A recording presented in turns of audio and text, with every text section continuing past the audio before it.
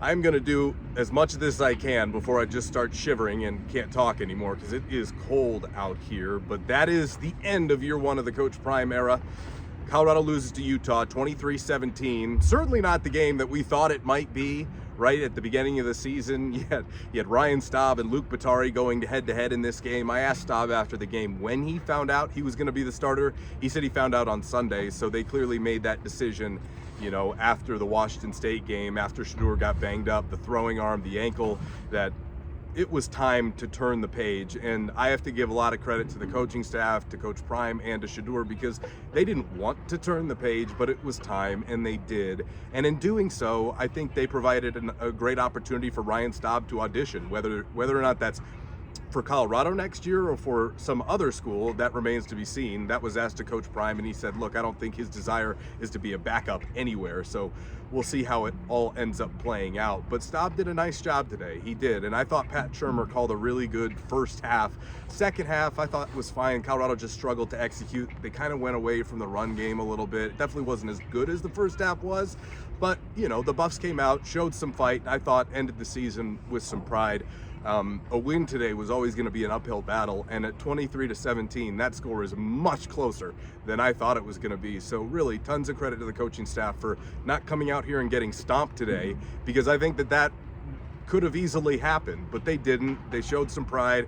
The kids, they really fought today, and they lose, but they showed a little something out here, certainly ending the season on a better note than what we saw last week in Pullman, undoubtedly. The flu bug continuing to go through this Colorado team, Utah also affected by it, but considering, I thought you had a couple of big performances. Apparently Travis Hunter was quite under the weather, and had he not had 2 touchdowns taken off the board in the first half, he would have had maybe his best offensive numbers game of the year, and Colorado could have taken that halftime lead. They take those 2 off the board, and it wasn't to be. We could get into the minutia of this game, but I don't think that is the important topic, because a lot of the players who played today, there's going to be some attrition here from this roster, and certainly a whole new batch of talent coming in next season. So as far as the 2023 season on the whole, right, you come into the year, a lot of people didn't know what to expect. Those of us who knew what Shedeur was capable of, and Travis Hunter, and certainly some of the other players on this team that they brought in, we expected those guys to have success. But to start the year 3-0, that was really impressive. To go down to TCU on the road, 45-42, and beat them, the national champion runner-up, the way they did, and then the next week to host your biggest rival in Nebraska, win that game the way they did. It wasn't perfect, but it was a very, very big win for this program, who over the last 2 years they didn't have anything to write home about. And then they hosted CSU, right? College game day, big noon kickoff was back. And that game was closer than we thought it was going to be. That was the first time we said, oh, okay, maybe this team isn't quite as far along as we thought that they might be. Now, Travis Hunter's injury, I believe, emotionally had a big impact, but that was a heck of a start. It was not going to be easy to have the first 5 games of the year and to start 3-2, and they did. And that was really impressive. To me, I didn't have that, and they certainly surpassed my expectations in that regard. The Oregon game and the USC game, we knew those would be tough. I think looking back, if Travis Hunter plays against USC, I think there's a very good chance that CU could have beaten the Trojans on that day. But, I think there was a lot that I'll remember about this season, but, the Arizona State win, you can't always win pretty in conference. Sometimes you got to win ugly. That was a bit of an ugly win. It wasn't until the next week, right? Stanford, you blow the 29-point lead, and could have been 5-2 entering the bye week, and just couldn't hang on to it really, and things really changed from there. UCLA, good defensive effort, couldn't get the offense going. Shedeur was running for his life in that game. And then Oregon State, it was 23-5 at one point in the fourth quarter. I didn't think they were ever really in that football game, but numerically they made a bit of a comeback there at the end of the fourth quarter and made it look closer than it was. Colorado, I believe, 8 one-score games this year, 3-5 in those one-score games, and that's football, right? That's college football, that's pro football. It's gonna come down to a play here, a penalty there, and this year, in year one of the Coach Prime era, they certainly could have finished better than 3-5, undoubtedly, and I think they'd be the first ones to tell you as far as the one-score games. But those will indicate and dictate what kind of season you have. So if you look at it just from that regard, 3-5, that's about the year. That's about it was a good year, but some bad ones in there, and also just not enough at the end of the day. Coach Prime in the post-game press conference, we had to ask him the tough ones, right? We've kind of been holding back on some of those questions here over the last few weeks, but today was the time. They made a huge change at offensive coordinator after the UCLA game and promoted Pat Shurmur to play caller and co-OC and somewhat demoted Sean Lewis. We'll see what happens with Lewis moving forward. My initial guess would be he's gone. I don't know what it is. I actually saw his name in connection with the Syracuse head coaching job. So good to see the people around the country still, view Sean Lewis in that regard. I'd be surprised if he wanted to come back here after everything that went down. But Pat Shurmur came in. He was working with limited resources and a team that certainly didn't have as much confidence as they did earlier in the year. And I think he did some nice things. He reestablished just a little bit, and I mean a slight bit amount more balance to this offense. They still have so much longer to go, and so much further rather to go in that regard in running the football. And I asked Coach Prime about that in the post-game press conference. He said, look, priorities for next year: 1A, running the ball; 1B, stopping the run, and I don't know which order. That's a really good point, because if you want to win a Big 12 title next year, or at least compete for it, the running of the football held this team back in such a big way offensively and defensively. Way too many chunk plays on the ground, just holes that would open and wide open, and 30-40 yard runs. And we saw some more of that today, just a little bit. But the CU defense did a good job kind of slowing those guys down. Sorry, the gold's starting to get to me here, but overall, year one look so much better than where this program was. My expectations heading into the year were 4 to 5 games. This is a successful season in my opinion. Now, you didn't want to lose momentum, finish the year 0-6 like they did, certainly. Didn't want to blow the largest, blown lead in school history to Stanford like they did. Would have loved to have that Arizona game, but 30,000 foot view, very successful season. I know they learned a lot, and I know Coach Prime said that he learned a lot of patience as the season went on, but he hasn't been head coach in forever either, right? So in fact, today was the very first game that he coached in that Shedeur did not play in. Today was, which I'm sure for him was very odd, and obviously probably hopes he never has to do that again. But he was asked about what his priorities are here, moving forward in this offseason. He talked about his kids. He wants to make sure. He said Shiloh's banged up. He said Shedeur's banged up, and he even mentioned Bucky, Deion Sanders Jr. is a little banged up too, as is Shalomai over there for the CU women. But I think for him, it's maybe getting away from it just a little bit, because this is such a massive offseason for recruiting. Such a massive offseason. He said, look, in the post game, he says, look, by now we know what we want. We know exactly what we want, and now he's got to have recruiters, who can go out there, the rest of his staff, including him, go do it. He was asked in the post game whether or not he was going to conduct in-home visits, and he said, well, do you think those would be beneficial? Well, then maybe I'll do them. I think there was a lot of people who kind of looked at the situation last year and said, well, you don't have a lot of time for those in-home visits, right? So you got to capitalize.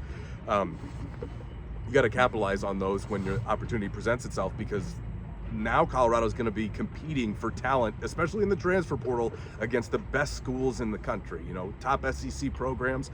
CU is going to be right in those fights, and Coach Prime has to be the closer to come in and deliver some of those knockout blows if they want to find a way to get some of these bigger fish into black and gold for next year.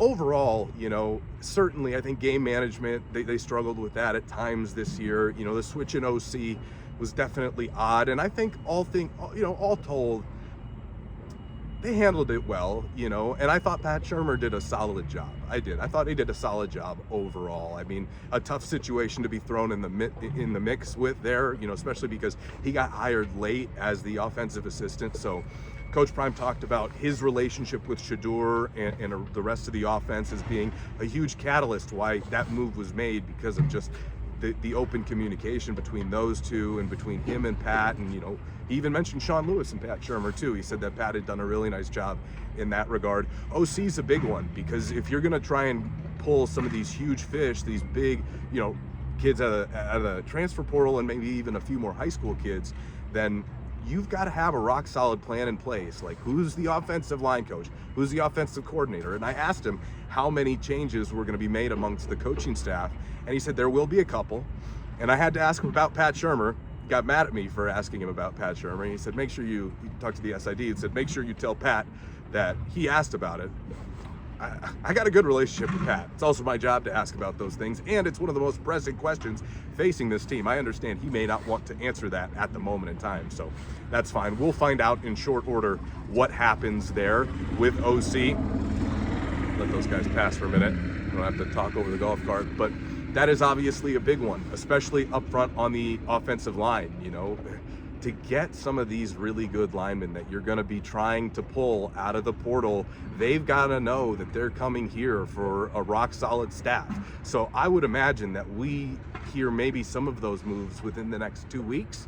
I mean, maybe even sooner than that, because they need to go into living rooms with the plan. If Byron Leftwich is getting hired, then he needs to be hired, and you need to get that process started right now. So we'll see how it all progresses in that regard. Heck of a year one, heck of a year one. Talk about highs and lows, extreme highs, extreme lows, and some middling performances. But it wasn't like it roller coastered. And I think that that's really important. Is it wasn't like 1 week, oh, it's so great. The next week, oh my gosh, what happened? There was some of that, but it was more even keeled than we'd seen from a Colorado football team in a while. And that was also great to see, because you've got to have a steady foundation and a steady baseline on which to build a program moving forward, certainly. And I think that they did a good job with most of the kids that they brought in. Certainly offensive line, there were some misses, and Coach Prime knows that. And, he basically insinuated as much in the post-game press conference that, look, there's going to be some big changes up front next year. And that's also, understandable. Shedeur was sacked more than any other quarterback in the country and didn't play in the last game. Shedeur set the single season passing record for the Buffs, 27 touchdowns, 3 interceptions, over, 3,000 whatever yards. Super, super impressive first year moving from FCS to FBS. One of the areas that I was really concerned about at the beginning of the entire process was, okay, would he be a little too cool about some of this stuff? At the beginning of the spring when he came in, he exuded this confident nature. Well, not really all that surprising, but also it was impressive to me to see him really pick things up as fast as he did.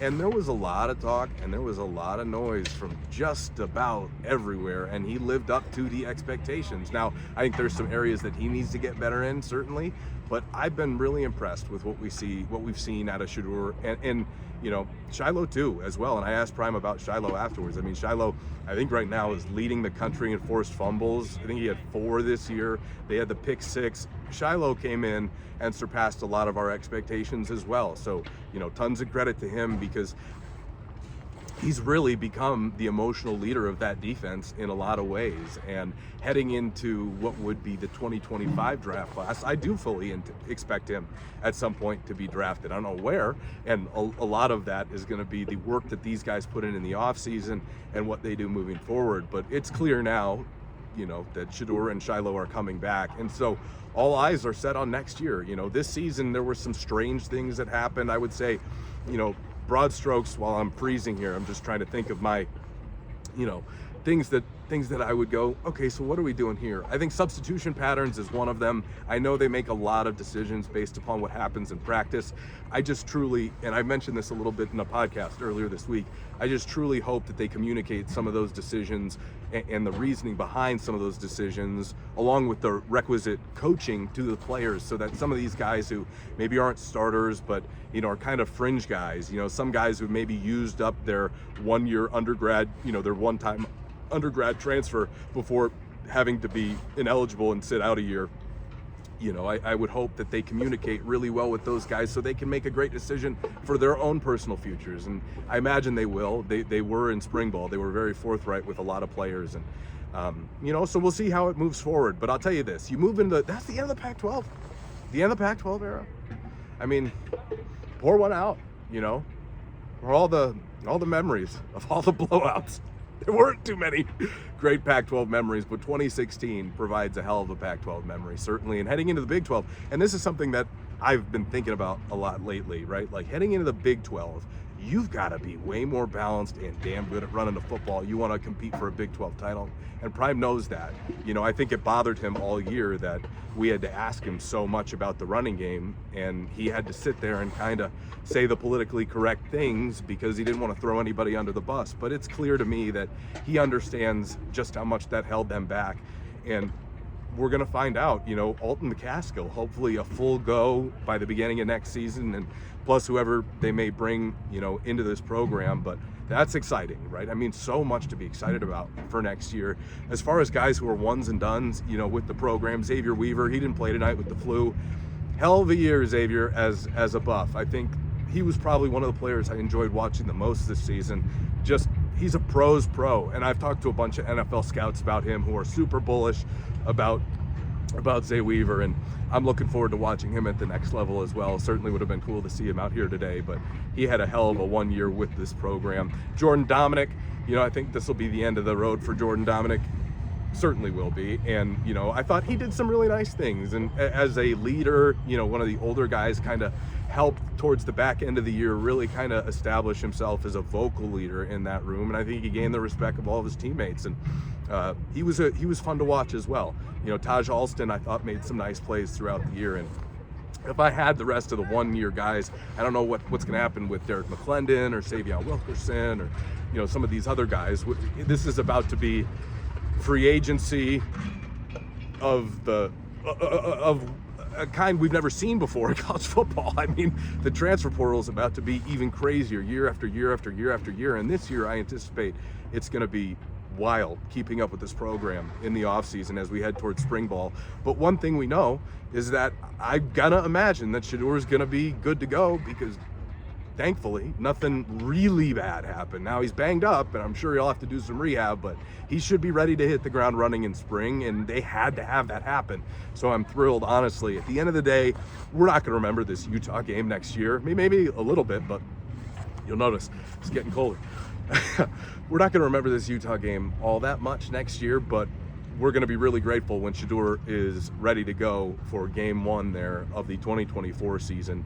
All things told, I think Deion Sanders has done a phenomenal job with this program on the whole. There's going to be a lot of people who pick and choose, and certainly I'm among them, of okay, you can get better here, you can get better there, and no coach is perfect in year one. And I think he's held to a different standard just because of, first of all, the person who he is and the expectations that he himself set. And I think by the end of the year, he understood that he maybe set him a little bit high, maybe shouldn't have been as on top of it, but at the same time, he's going to be him. And I don't expect anybody to change his mind about what he's going to do or how he's going to carry himself. So I've enjoyed covering him. I am. He's a really good person.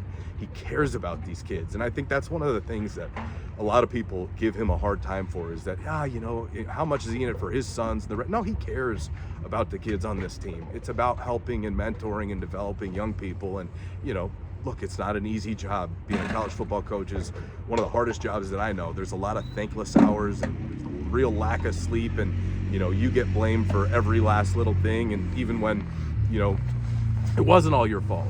And I can't wait to watch the documentary that comes out in the beginning of December to find out maybe, hey, this is why X, Y, or Z happened and transpired, and oh, okay, of course he couldn't have told us that then. So that's a really rare treat for us to be able to garner, because there's nobody else in the country that's doing anything like that. I can't wait to hear the stories from all of that. And, overall, I think a little disappointing because this team was a bowl team, right? Stanford game, Arizona game. I mean, you go back. But overall, they met my expectations this year for what I consider to be a successful season. And so did Coach Prime. I mean, there's certainly some things, but there would have been stuff to work on for any coach. And I can guarantee you nobody would have come in to CU and did what he did here, bringing in the type of talent. Normally, you get a new coach in and he'll bring in a couple of guys, but nobody would have brought in the type of talent that Prime did, clearly. And so, all things considered, heck of a ride. They do definitely have some things to work on. Like I said, game management, certainly, running the ball right, stopping the run defensively. They got to find some real difference makers in the front seven and certainly up front offensively. but there's life back in the program for the first time in ages, which is really refreshing, because it was on death's doorstep there for a couple of years, and it felt like there was no way out of it until Dion came. And I would just say that I think for all Buffs fans, I'm sure there are some folks who are frustrated with this or with that, and you're going to be at the end of every single year, but I have never been a part of a CU season where you legitimately had, hope the next year that things were going to seriously improve. Now, you might have, maybe it was a glimmer of hope that you had before, but I really believe that you have real reason to be extremely excited about next year, because they learned a ton. They learned a ton as a staff. There will be changes, and as players, right? A lot of these guys never had played at the Power 5 level before and really excelled with flying colors, especially at the skill positions. You got some good youth, some guys to be excited about freshman-wise. It's been a heck of a ride. Certainly some memories in here that I'll never forget. College game day, big noon kickoff, right? Conversely, Stanford game. Being in Oregon, Dan Lanning, they're playing for clicks, we're playing for wins. I will say I am glad that the whole, coaches and other teams taking shots at Prime like we had pretty much every week at the beginning of the year. I'm glad that finished, because he doesn't deserve that, because what Dion is doing for all of college football, while it may not have been as impactful and transformative in year one as it maybe once looked, I have a feeling that we're going to step away from this 5-10 years down the line and go, wow, he had a real impact in college football. Because the truth is that he is empowering his players in a way that so many coaches around the country are terrified of doing that, really. And it's good to see, because college football has needed this for a while. These kids, not only do they deserve to get paid, but they deserve to have their brands built, because there's so many times where you just come in as a number, and you're not a number at CU. I'll tell you that. You're not. If it works out for you, you're going to be a star, and even if it doesn't, you're going to have access to a lot of great resources which to build, not only yourself as a football player, but yourself as a person and as a human being, because there's a lot of really important stuff being taught in this program, and raising of men. And from the outside looking in, I could see how a lot of people out there would be frustrated with some of the results, but don't be. It was year one. They should have made a bowl game. You could be frustrated a little bit there, but at the same time, I would just set your sights on next year, because everything is still in front of them. And that was why you didn't play Shador today, because everything is still in front of them. That's the exciting part, and the exciting thing to look forward to with this football team. So the end of the 2023 season, I'm freezing cold. I'm getting the hell out of here. I'll see you back in Boulder, and we should have fun watching season 2 technically of Coach Prime, but I think that comes out beginning of December. And until then, we'll have all of our eyes peeled on the transfer portal and the recruiters and all that good stuff. It'll be a lot of fun. So thanks for following along all year. Matt Smith from Salt Lake.